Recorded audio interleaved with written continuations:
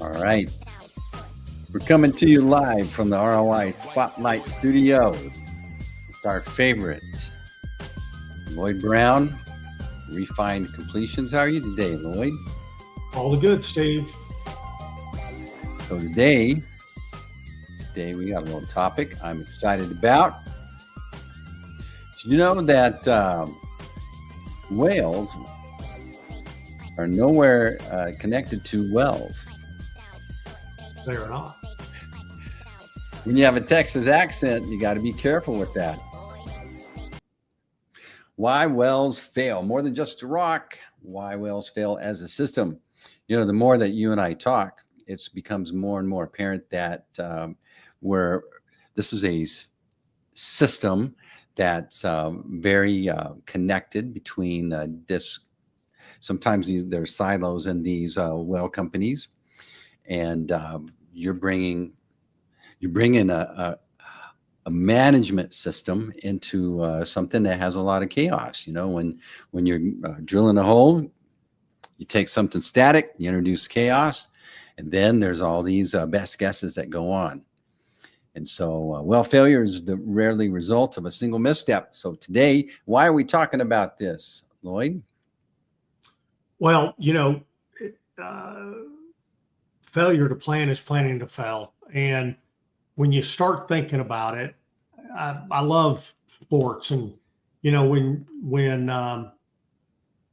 you've got something that has a very high cost, and there's this drive that we want to get into simplicity, and process helps you get simplicity, but you got to really have a good pregame. And, we're really focused on the geology, but if we're not focused on the other factors that impact that geology, and we discussed that prior to kicking off completion, there's a lot of things that are being missed. And even more so, we're discovering the impacts of so many different components that are going into wells that were unconventional wells that we're fracking, that becomes a systematic breakdown. You can have a system, and if it's founded on a bad process or a educated guess or the best practices known today, that doesn't mean that it's the best. There's not room for improvement, and we're finding there's significant areas of continual room for improvement to help ensure that our investment in this wellbore, they can be. I've seen AFEs as high as $16 million, and AFEs, you got authority for expenditure, and that's a lot of money that you've got to focus on getting a lot of resource out to pay for it. And that's one of the challenges, that we look at when the price of oil, and we're in a volatile situation right now. Today, the price of oil has dropped about $8 a barrel, which is the opposite of what everybody's anticipated after this weekend's events. But the fact of the matter is these wells have to pay off, and the better job that we pregame and then go execute what we're going to do during the completion process will impact that ability for that well to give us a rate of return that's greater than our lease operating expense and pays off the capital expenditure that our customers have made. How, it makes me wonder, I'm curious if you even know this number, but how many, on average, what's the percentage of wells that are berthed underperforming? Boy, it's again, I think it's an unknown, right? You can go and you can look at companies that have corresponding wells, and one looks really good and another one looks really bad, but they might not be the same zone. There's so many variables. You have to create a normalized way to measure performance. Number one, how much hydrocarbons recoverable in that particular area that you're completing a well. And then secondarily, what are the best practices or what practices are happening that help a well high perform or low perform. And I think in some ways our chemistries are given too much credit for good and or bad performance, because so many times we're making more than one change, and so you can only measure one change at a time. And so that's where this planning really comes into. It's getting prepared to play the game. It's knowing who your opponent is. I mean, there's a lot of things that in pre-gaming you're looking at your opponent, and for us, that's looking at number one, the geology. Number two, what is our water source? Number three, what are the mechanisms for failure that we need to make sure that are happening, that we don't implement in bad process on the surface. In surface water management, what is the quality of that water? And how do we mitigate things that are potentially a detriment to the overall performance of the well? So it's, and there's a lot of things that if my partner Danny Gray was here right now, he goes, Lloyd, you got to look at what are the clusters on the perfs, how are they oriented? There's so many dynamics. I mean, there's a huge factorial. And so when we're looking at really creating the right environment, we can't have more than one change at a time. And then the other thing is everybody still needs to know why we're doing what we're doing. Because once we start asking questions, I found that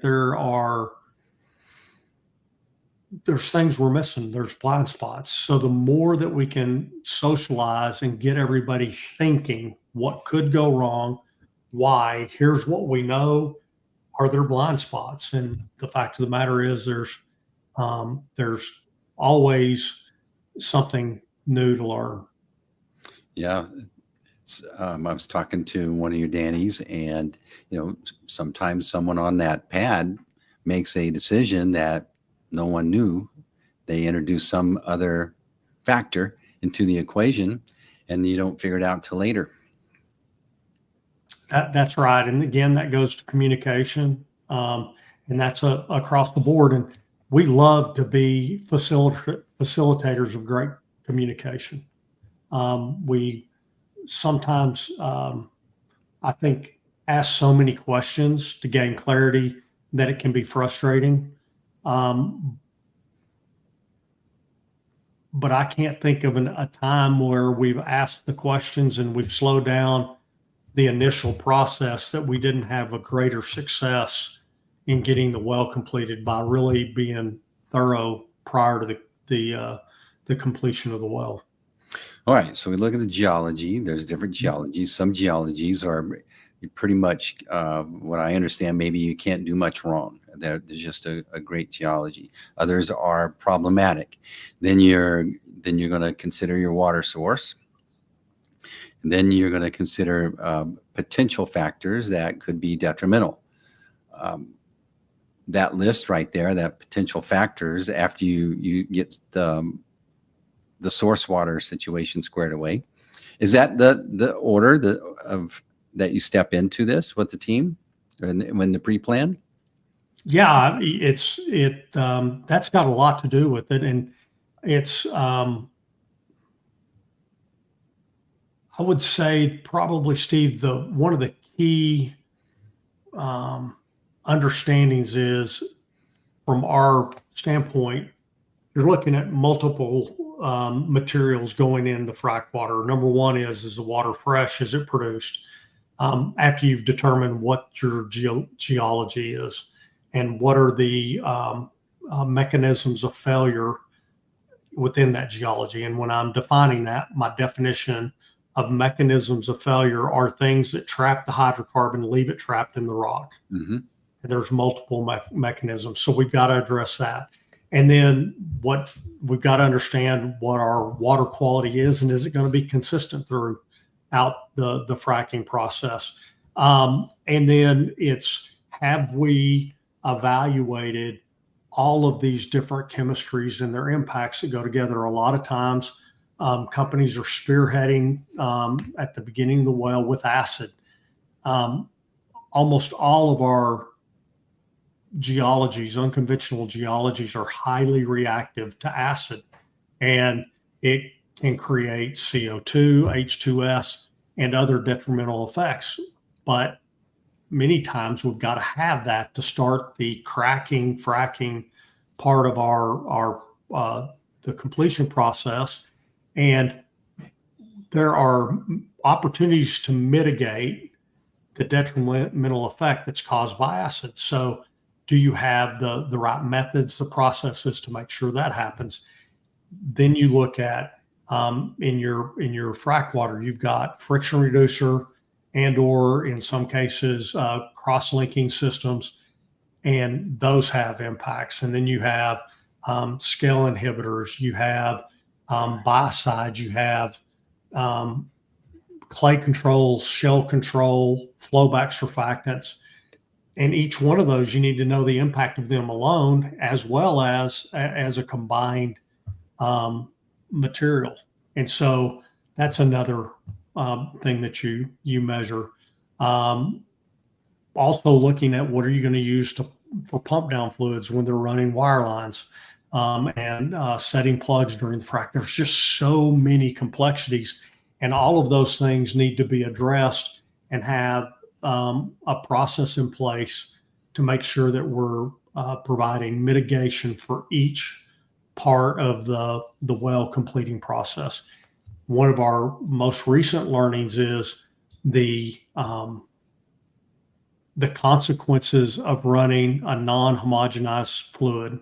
And what I mean by that is making sure that your biocide, your FR, your scale inhibitor, your surfactant, and your clay controls all work really well together, because we've discovered that there's in different geologies, there's different components that have either a positive or negative impact. It's kind of like the old saying, too much of a good thing is a bad thing. We're learning that there's such sensitivity that it's like, two Tylenol is good, but if you take half the bottle, you're going to have, you're poisoning yourself.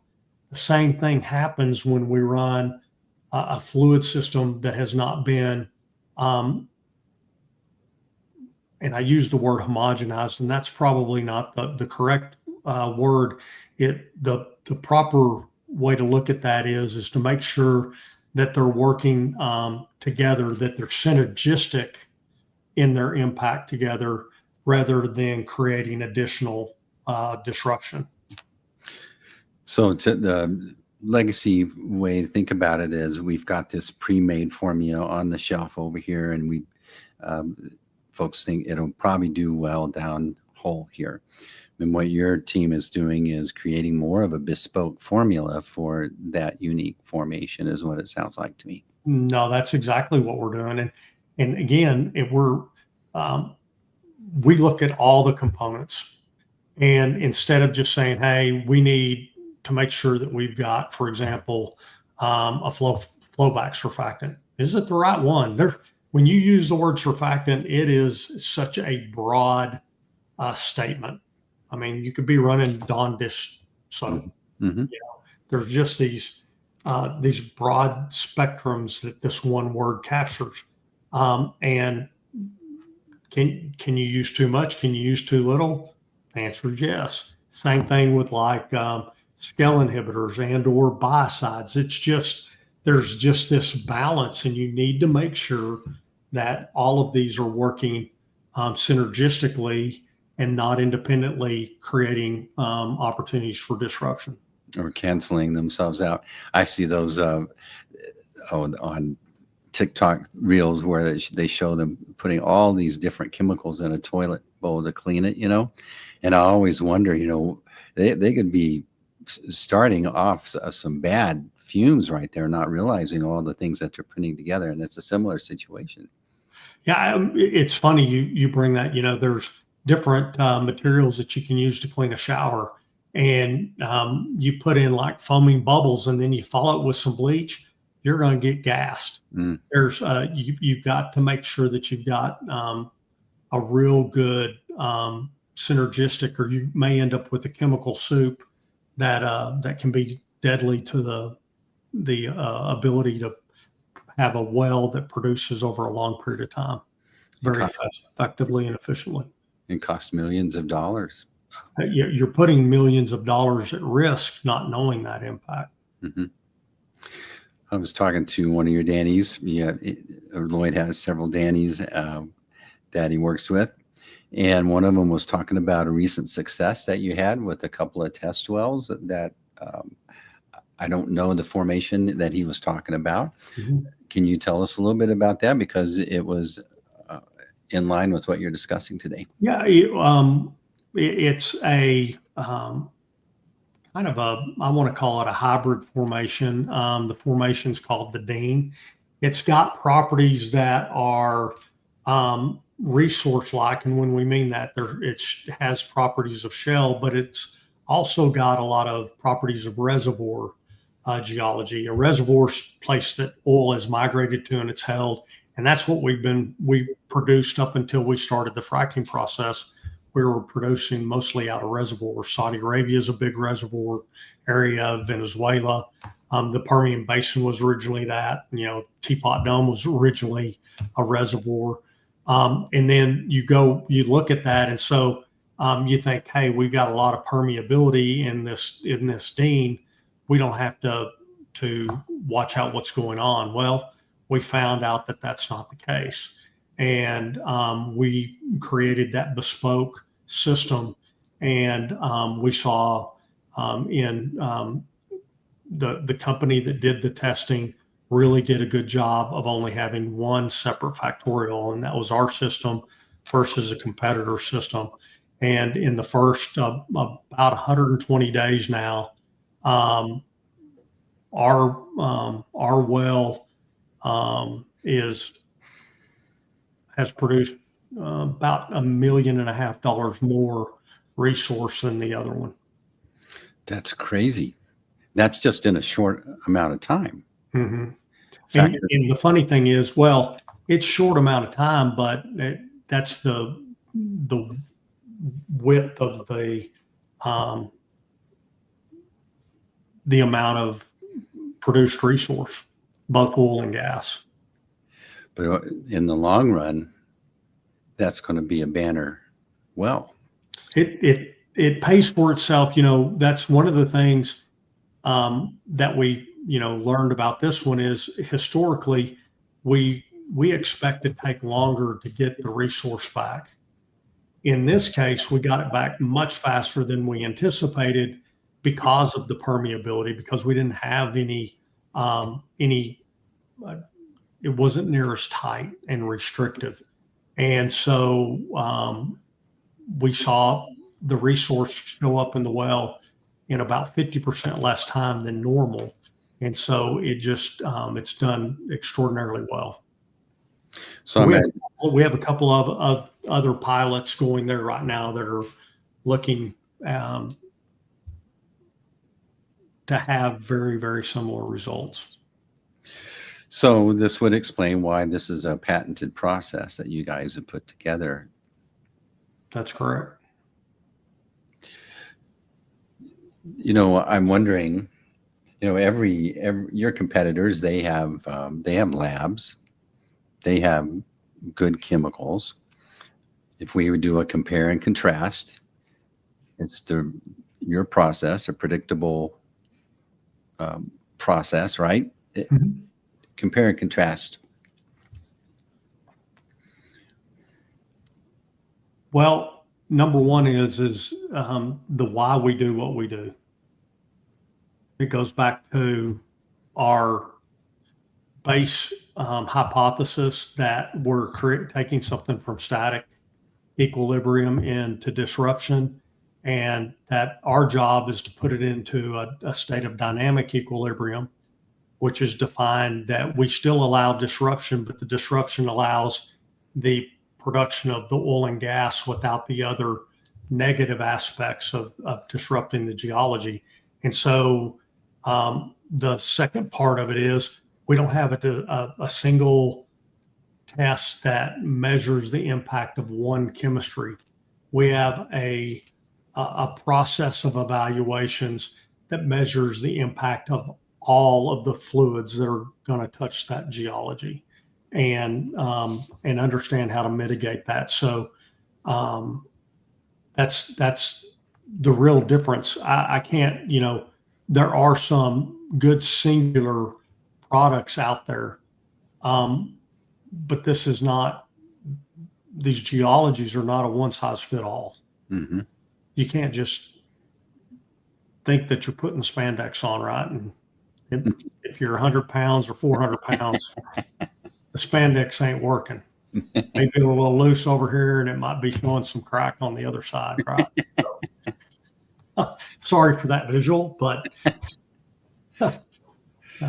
no, it sounds like it's the components of a good story. You take a static situation, you introduce a little chaos, it creates some tension, and then you're making sure that the additional factors that we're putting down hole work in concert with each other to mitigate the things that would hinder that you call it production fluid. Correct. Well, it hinders, the hydrocarbons, producing of the resource. Yeah. And Steve, you just tickled my mind. If you think about it, we're really looking at 5 different mechanisms of failure for this geology to keep it from giving up the resource. And then you have another 4, 5, 6 different variables in that fluid that we're looking at that can have a positive or negative impact on that geology. So you got a lot of variables that you have to measure to come with a consistent result. And my biggest thing is making sure that the processes we're using in the laboratory are creating a level of prediction in the results that we see in the well. Because if they don't, and if it's not a consistent prediction model, then to me, you're just doing it to make yourself feel good instead of knowing. Does that make sense? Yeah. This is a very complicated thing.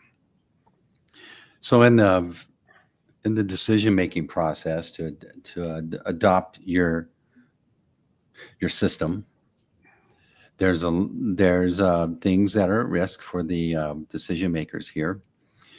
So it seems like to me, I haven't been in these conversations with the potential end users, right? But it seems like to me, having a system to walk through this would feel better than, are you good at guessing? I mean, is your batting average on this? It seems like we're just measuring a batting average, or let's go through a deliberate process here, and the data proves itself out. Yeah, that's a good summation. And the thing that's hard against it, it's a change. Mm-hmm. And in some of our conversations, it's a change, and it's also challenging the status quo, right? Yeah. It's the old, is the earth round or is it flat? What do we believe? Mm-hmm. And we have to do a really good job of being patient. And I'll be quite frank with you, in the 14 months that we have had our company, since we bought out the completion and water division at Smart, we've really had to be patient because we're introducing a lot of new concepts and processes, and that just takes time. It goes back to what we learned from the Boy Scouts, The edge, the EDGE method. That's right. educate, demonstrate, Explain, explain, and demonstrate, guide, and enable. there you go. You get your badge today, Lloyd. I don't. So, I've studied AI a bunch, and what's happening is the AI is inserting a new area of impacting business that the legacy folks haven't had this in their decision model. Mhm. And now all of a sudden, the legacy things that made great decisions in the past, as far as where business is going, are in the air now. And so, for example, you have companies that are they're getting more and more profitable, but they're not hiring more people, or they're actually letting people go. And so their profit margins are increasing because they're implementing automation and AI into their systems, and that's messing up, the typical prediction models, or the way that you measure value and earnings, et cetera, in a company. And it seems like this is a similar situation. I think in many ways our world is needing to, or grasping about, we got to think about things very differently in many ways. And the oil and gas industry is not exempt. No, it's not. And we're utilizing it to do data analytics, right? We gather a lot of data through doing water analysis, and we've got a database that is been built since 2010, and we have all of those reports, and we're now going back and utilizing AI to see if we're missing something. And we're utilizing it to go back and look at, all right, we know what we did, what processes we instituted before we were aware of everything we have today, and have the ability to go back and go, oh man, we missed it here. We could have done this better, based on the performance of those wells, just from what the water is telling us. And so it's pretty cool to load it up and let these mathematical models do their analytics. It's pretty intimidating, quite frankly. It's with the speed that it can provide. When you're talking about calculations. You're talking about your main 5 things, and then you're bringing in other factors. And the AI is basically a prediction model, and it can go back and look at all the past history and start to predict, hey, if we put this in, what's our predictions here? And it makes sense why a company like you would do that. And I think it would make even more sense to the folks that are betting on whether to follow, batting average or math. I think more and more it becomes clear that math is winning out on this. That's what Elon Musk does. I mean, he did it. He totally revolutionized, the traditional car sales model. He was blocked out. So he had to just sell his cars on the internet. His cars are basically computers, AI embodied computers on wheels. And now the other manufacturers are trying to catch up with them, but you got to go around the legacy system sometimes, even if they're trying to block you out. Right. Well, if I'm a progressive-minded oil man, I've been listening to this. Oh, if you're a doubter, I don't want to say, if you doubt, and you're a skeptic because you've experienced a lot of snake oil salesmen, I would really love the opportunity to be able to, number one, redeem some bad practice I've had that in my life that created a very well deserved reputation to be able to come now and say, hey, this is what, hey, we made a mistake. And we really didn't know it. We were doing the best. It wasn't with intention. But now that there's a measurable process, we would love to take those that are skeptical and just help them understand what we're doing and throw rocks at it. Because, man, you want to talk about getting better. It's great to be challenged. And that we look forward to that kind of relationship, because we're going to get, as it says in the Bible, steel sharpens steel. Yep. And I always found that folks that really were skeptical or asked a lot of questions that sometimes might have felt like they were being critical, of the way I was doing it, they turned out to be the most loyal customers I ever had. Why? Because they were educated, and they had confirmation in the decision that they made, and it wasn't. And that's what we want. We want to help make sure that the things that we're doing are confirming the decision, and that the process is continually looking forward to improve from where we are. All right. So we learned that there's a lot of factors there. This is a comprehensive system that, it reminds me of health. You're working on your health, and you can't change 5 things at once. You got to kind of walk into it and see how your body's reacting to that, whatever it is. And it's the same thing here. So we learned the system's same. We're going from a static equilibrium to dynamic equilibrium. We got tension that's there.